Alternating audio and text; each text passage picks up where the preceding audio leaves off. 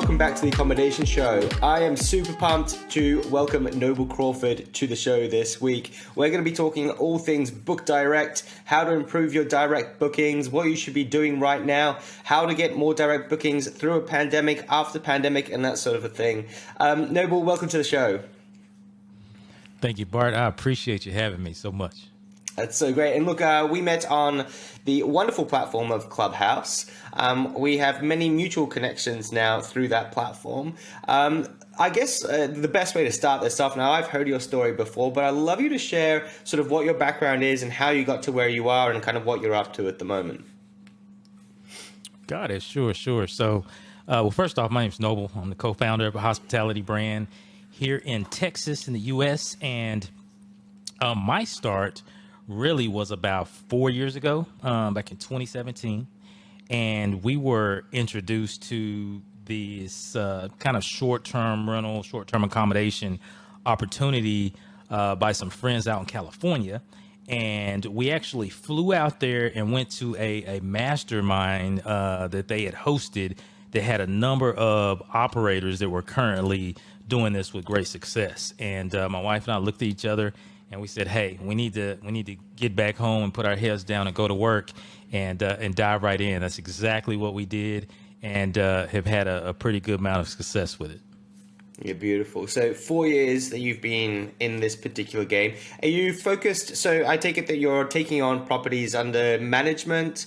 What kind of, is it in your area? What does your business look like at the moment?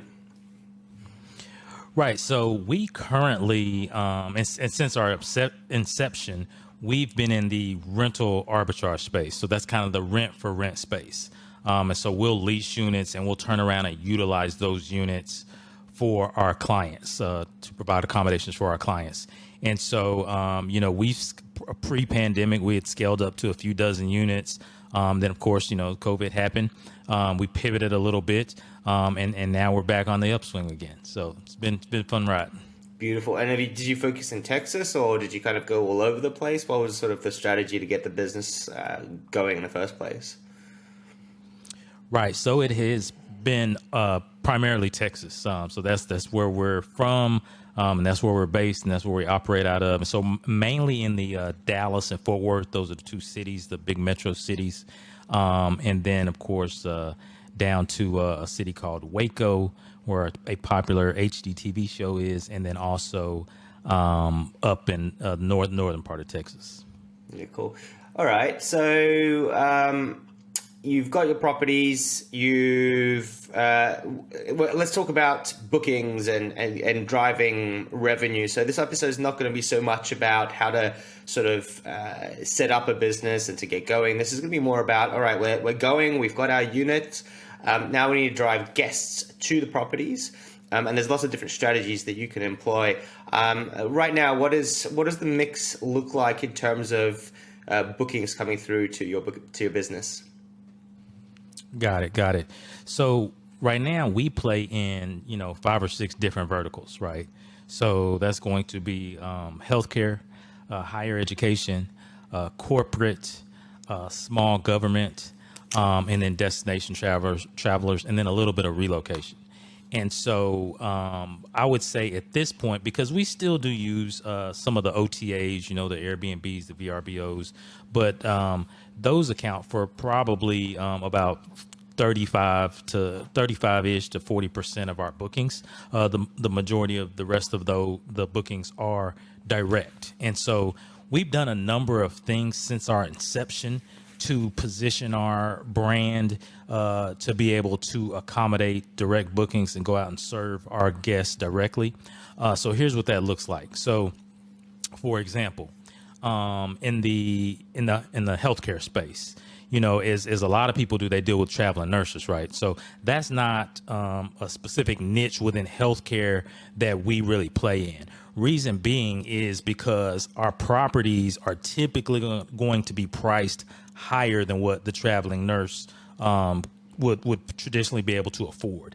And so we work with the other types of hospital staff. So you have doctors and surgeons and things like that that'll come in to the medical district to perform specific procedures. And so we're looking for those types. We also work with folks who are coming in for outpatient services. So maybe they come to town and they are looking, they're having a procedure done, but they need to hang around for the next week or two afterwards to go back into the hospital to get checked out, follow up, that sort of thing. And so they'll need accommodations, during that time frame. And then lastly, I would say in the children's space of healthcare. And so you have these places like children's hospitals, the Ronald McDonald House, places like that.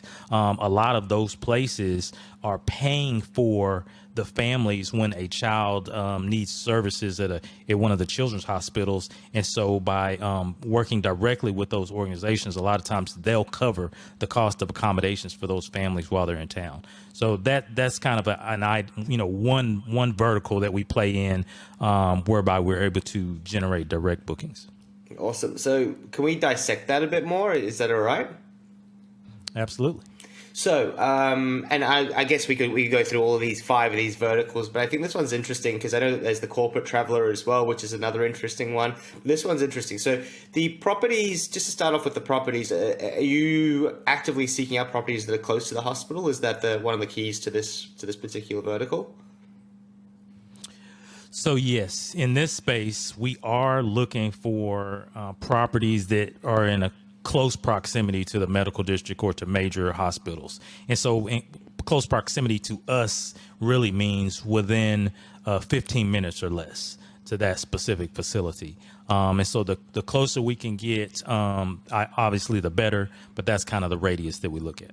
Beautiful. And then, so in terms of getting those direct bookings and getting those relationships, are we building relationships with I imagine it wouldn't be directly with the patients or the doctors or anything like that. It would be with the hospitals or the insurers. Where does that relationship need to happen?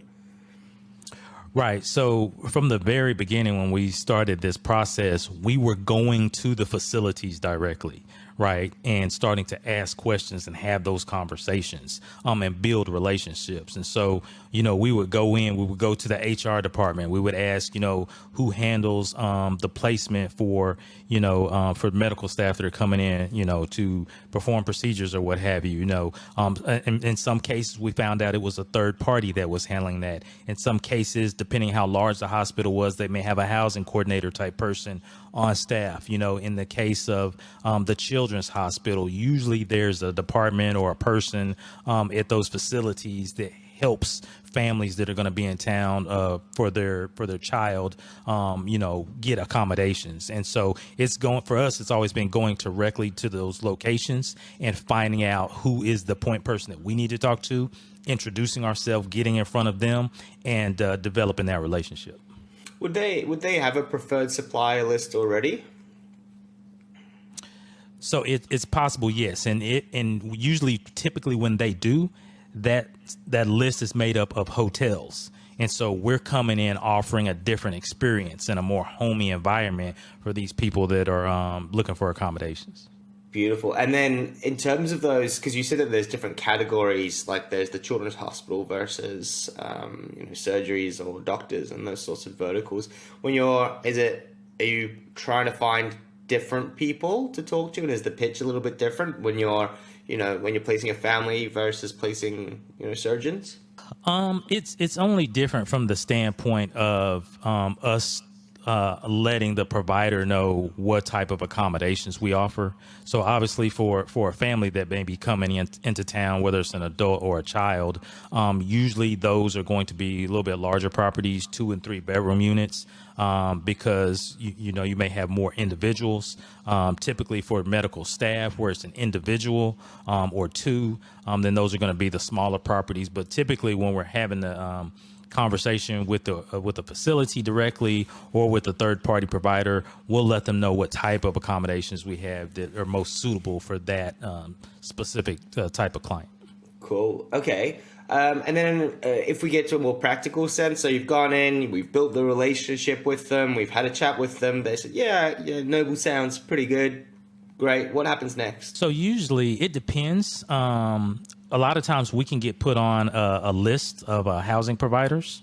Sometimes we have to be set up as a vendor on a vendor account where they can, where we go through the purchasing department, and they can cut a PO and different forms of payments and things like that. So it really is dependent on how that, who's handling the booking process on behalf of the staff or the guest, and what their process is, and we just adapt depending on whatever that process is. Right. Okay. So, and then why would they? So obviously, you're saying that they'll look at hotels because hotels might be quite easy, but then a short-term rental will have a completely different set of amenities and different reasons to stay there. Like home away from home rather than in a hotel. Would they not just go to Airbnb and just book it that way? Well, they certainly can, and that's not to say that we haven't accommodated folks that have been in the area for that specific reason through Airbnb. But what we find is that usually for the for the staff, for example, for the healthcare staff, for example, usually if they're working with a third party provider, then they're setting up those arrangements before they ever leave home. And so they haven't been to the city. They don't really know what's around and what's available. And usually that third party provider that they're working with handles all the logistics for them, or, they are able to help have set rates that they can, that they can work within. And so a lot of times what we found too is that first responder personnel, a lot of times get the same rates as government personnel. And so when that happens, there is a specific, basically a specific lodging rate that you have to go by, and it's the GSA lodging rate. So in the States here, that's a governmental lodging rate that is set and it's fixed. And so we're happy to accommodate that because we know upfront how much this specific stay is going to net us, what the nightly rate is going to be. And so it varies, but yeah, that's kind of the process. So these guys, these in between companies, what do they look like, and who are they, and can we approach them directly? Is it better to approach the facility, to approach them? How do we find these groups that are organizing? Yeah, great question. So the way that we found out was going directly to the facilities, and trying to find out if there was someone on site who was handling this, housing coordinator type person. And then at that point, we usually get referred out. Well, XYZ company's handling it. You can call them up. Again, a lot of times they're already familiar with their block of hotels that are in that specific area or in that region that they do business with. And so you have to sell yourself a little bit and explain to them who you are, what you do, why you're a good accommodation for their healthcare staff and that sort of thing. And then there's usually a point person that at that specific third party company that is responsible for rates, is responsible for per diems for the staff, is responsible for setting up travel. So that person can cover a myriad of things. Lodging is just one of those. But you want to develop a relationship with that person and rapport, so that you can so that you can get some business from that. Yeah. This is a cool outbound strategy that you can use to get more direct bookings. And quite often we talk about direct bookings, we're always talking about it's quite a lot more passive. So we're doing marketing, we're doing Facebook, we're doing our website. But this is actually, hey, get on the phones, get out there, send emails, follow up, build relationships and build those contacts to get more direct bookings. Which builds a more solid base to your business that you can go from, because then you'll get having more kind of guaranteed revenue because it's coming from different sources. Now, just to kind of tie this idea off, so because you're not talking to the staff directly, and you're talking to either the facility or you're talking to the third party provider in the middle. What does your branding need to look like, and what does your website need to look like? Is it separate for each vertical that you're attacking, or is it you just got one brand, like where accommodation? How does that look? Got it. Great question.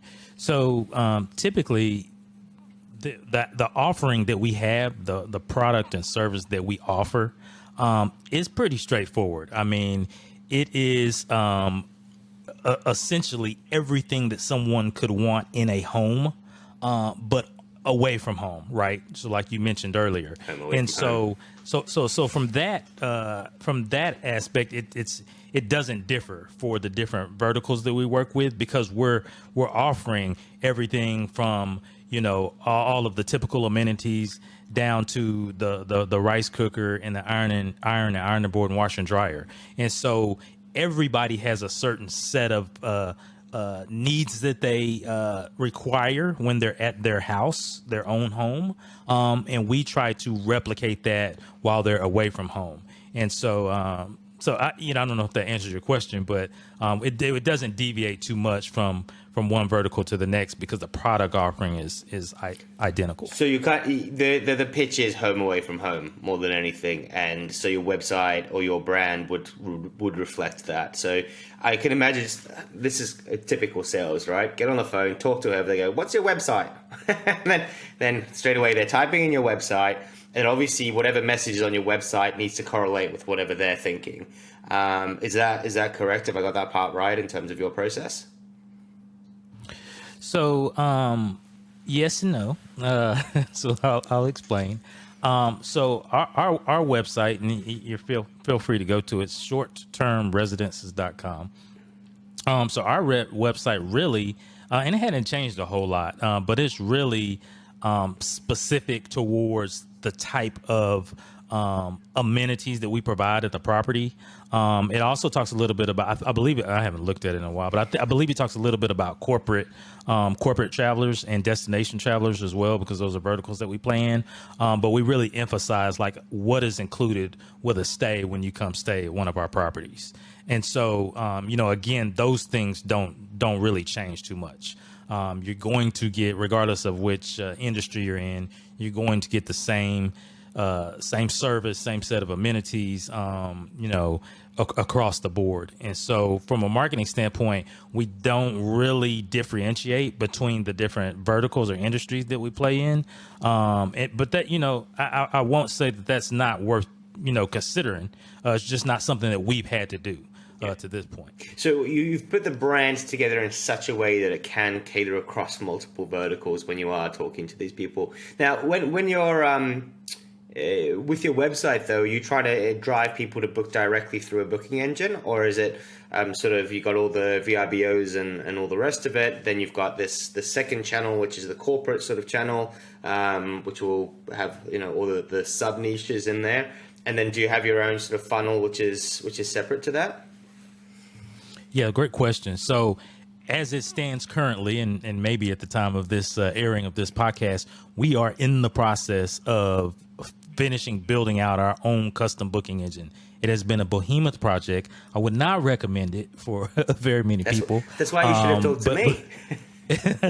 but that's what we're doing. We're closing up on finishing that up. We have worked with third-party channel managers in the past, and so some of the more popular ones, and those work great as well. It's because you're able to tie in all the OTAs and make sure your calendar's syncing and doing that sort of thing. But right now, as of the time of this recording, our direct bookings are pretty much on repeat because we get a lot of repeat business. But for the new person that comes, there is a form they would need to fill out, and then it would send us. There's some automation that happens after that that would lead to an inquiry or a booking. Yeah, gotcha. Beautiful. Okay, so look, I'll be really honest with you, Noble. I expected when we started talking about direct bookings, I thought it would be a little bit different. And what I really love about this and where it's adding real value is for people to open their minds a bit and think beyond, just online marketing and that sort of thing to get your direct bookings. And, we can talk about following up emails and all that kind of stuff. But actually the outbound part of building your business is very strong. I know a lot of people through the pandemic that managed to fill their places up with insurance claims, actually because of natural disasters that happened alongside COVID, but then they managed to fill their places up and it really took a lot of stress off of their plate. So when you were talking about the different verticals, so you talked about hospitals and that sort of thing, you talked about education. Is there something that I'm missing with the education part? So higher education specifically, so dealing with the college and university level. Again, we're talking about staff. So as an example, you may have, at least here in the States, you may have professors that are coming from out of town to the university for a semester or a full academic year to teach. But they don't reside in that city, and so they need accommodations while they're there. During the pandemic, what happened was very unique because when everything kind of went off the rails, international students were stuck because they couldn't go back home, but they were clearing out the dorms because of the spread of COVID. And so what we did was we went to these colleges and universities that we're in close proximity to, and we said, look, we have accommodations to house these international students because we know they don't have a lot of options. And some of them were already staying in hotels, and so that was again, a direct to client, if you will, type of partnership that we set up with these different universities, and we got quite a bit of business from it, and it helped keep us going during the COVID. And so another opportunity to build the relationship and take direct bookings from that. So do you have a salesperson that's on the phone? Is it Noble who's calling up and spending the afternoons doing this? How do you set that part up? And I guess that there's a point of scale where it's worth doing, and then if you've got one property, it's probably fighting that fight isn't great, and probably your offering isn't strong enough anyway. So two questions actually. One is in terms of who's doing the work. I'm curious about that, and then the other one is around sort of how big you need to be to for this kind of strategy to start working. Got it. So the answer to your first question is no, Noble is not doing this any longer. Okay. So there was a point early on when I was that guy, right? And I was the one going to the facilities, having these conversations, finding out who I need to speak to, so on and so forth. But then, like you said, as we scaled, that wasn't the best use of my time. And so we did bring in a business development person that was going out, and we had to, train them on not only the industry and how we operate, but how to, approach these different people with within these different verticals and how to have these conversations. And so we don't do as much direct outbound as we used to, because like I said, at this point we get a lot of repeat and referral business.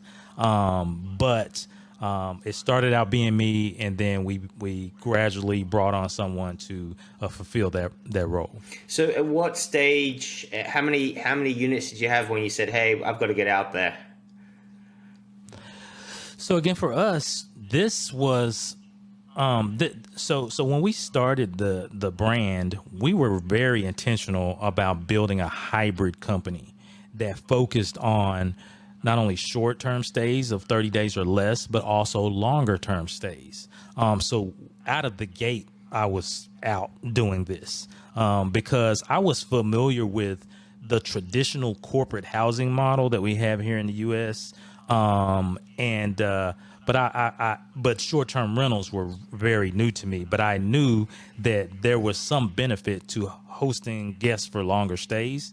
And I knew that the traditional corporate housing model, there was a lot of direct business that was, that they took advantage of. And so that was our intention from the onset, was to have to attack it from both sides. That's amazing. Look, Noble, I think we're going to wrap it up there. I really think that you've given people so much to chew on. And one of the things that we talk about an awful lot is taking action. And I think that we've given people more than enough things to take action on. And if this is something which is part of your business model, then start to take action on it. You can go out there, you can start to build your lists, your databases, and figure out and have a think about what verticals are going to suit you. And Noble did mention them at the start of the podcast. As to ones that you can look at, and I'm sure that if you followed up with Noble, he'll be more than happy to sort of lead you down the right path and give you some more advice and some more tips as to what's going to work for you. Is there anything else that we've kind of missed out on that you think is like hot property that people should know before we wrap this up? I think you nailed it, Bart. It's it's really about execution, right? And so taking massive action. I was in a clubhouse room earlier today, and I made the statement that we become addicted to education and allergic to execution, right? And so, folks, what I've noticed, especially with folks looking to get started, is that they will overeducate themselves before jumping. And at some point you have to jump. And so you've got to go through the process of, when starting of getting the no's, of having people not understanding your business. You just have to go through that. Right. And so there's these mini failures that you should expect and anticipate because they're going to come. But on the other side of that is where you're going to see the success and where you can really start to scale. And so just execute, keep taking action, keep taking action. Beautiful. Noble, thank you so much for giving us all that knowledge. It's really awesome. And I'll be honest, a little bit unexpected in terms of direction that we were going to go today. So I'm really pleased. I hope that's a good thing. Yeah, it is, because what it is I like to do these podcasts because I like to challenge my own thinking and other people's thinking. And being a business owner, we get set in our own ways. We think that we know everything, we know how to do things, and this is the right way to go. But then by challenging it, we can go, there's other ways to do business and to grow and to pivot and all that sort of stuff. And the more that we can unlock that, the better the community is. Is there anything that we can do for you, Noble? And how do we best reach out to you? How do we support you in your journey? Absolutely. I mean, the easiest way to reach out to me is, either through IG. You can send me a DM. I'm on LinkedIn. I'm on Twitter. At Noble Crawford. I think my IG is noble.crawford.3. But everything else is at Noble Crawford. And then, we do also have a podcast that we hope to have you on as well, the Hospitality Cashflow podcast. So folks can check us out there as well. Beautiful. Noble, thank you so much for your time. Thanks for joining us.